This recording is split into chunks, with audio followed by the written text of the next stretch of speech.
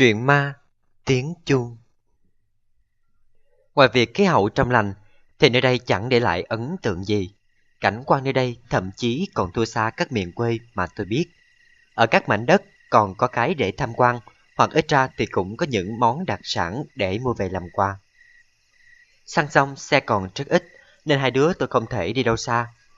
Theo những gì tôi hỏi được thì đi theo con đường đất sẽ ra khỏi thị trấn.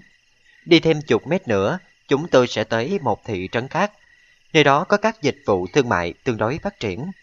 Người ở đây vẫn thường tới đó để trao đổi hàng hóa. Không chắc nơi đó có cây xăng, nhưng chắc tôi sẽ mua được xăng thùng ở các cửa hàng hoặc trong một khu chợ.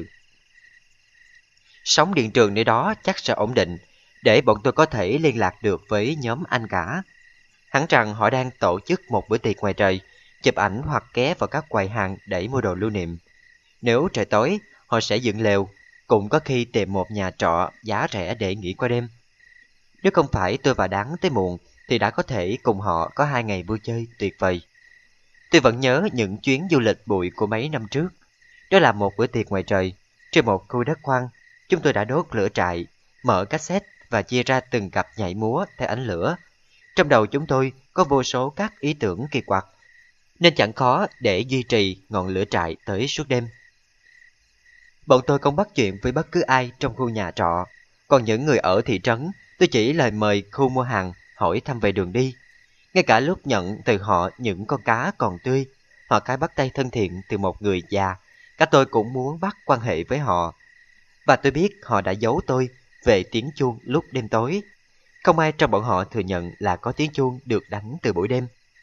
Cái kẹo mút mà gói bim bim không giúp tôi mua chuộc được cái gật đầu của bất kỳ đứa trẻ nào. Chiều hôm đó, tôi đã đi thêm một vòng quanh thị trấn. Đáng ở nhà và tôi chỉ đi một mình.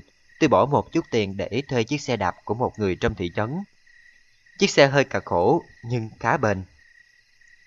Nhà cửa ở đây không quá lụp xụp, nhưng cũng có thể gọi là hiện đại.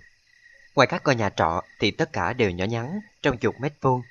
Có nhiều bãi đất bỏ hoang để làm sân chơi cho đám trẻ con. Đã lâu tôi không đạp xe nên đi tầm chục mét thì thấm mệt.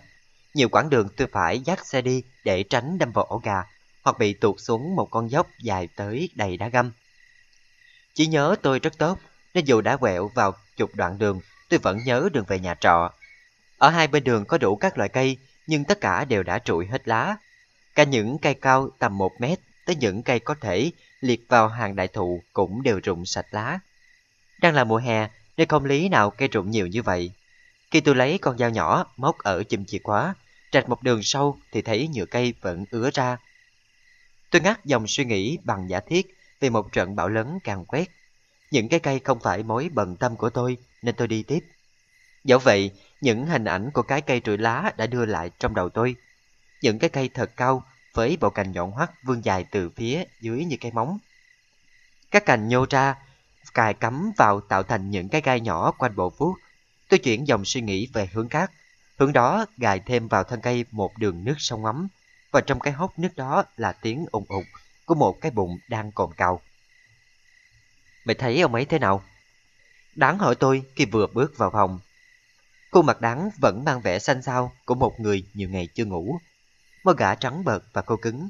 Ánh nhìn của gã mang những tia dại, nhưng nếu để ý kỹ thì thấy cặp mắt giật giật, mang vẻ sợ hãi. Hắn vẫn lặp lại câu hỏi đó, còn tôi thì né tránh ánh nhìn của gã. Không rõ tại sao, nhưng khi nhìn vào đôi mắt đã quá mệt mỏi, nhưng vẫn cố mở to ra, tôi lại thấy ngột ngạt. Trong cái đồng tử đó không phải là tôi, vì ngay cả khi tôi đứng yên thì cái hình hoài lạ hoắc đó vẫn di chuyển. Ông ấy là ai? Tôi hỏi. Bố tao. Đang nói, mắt vẫn nhìn về phía tôi. Bố mày rất tàn bạo, tao nói thật lòng. Một con quỷ. Ông ấy rất thích máu, nên đã có cả một bộ sưu tập các dụng cụ để lấy máu. Nhưng mấy chết rồi. Mày biết trong một giấc mộng có bao nhiêu con quỷ không?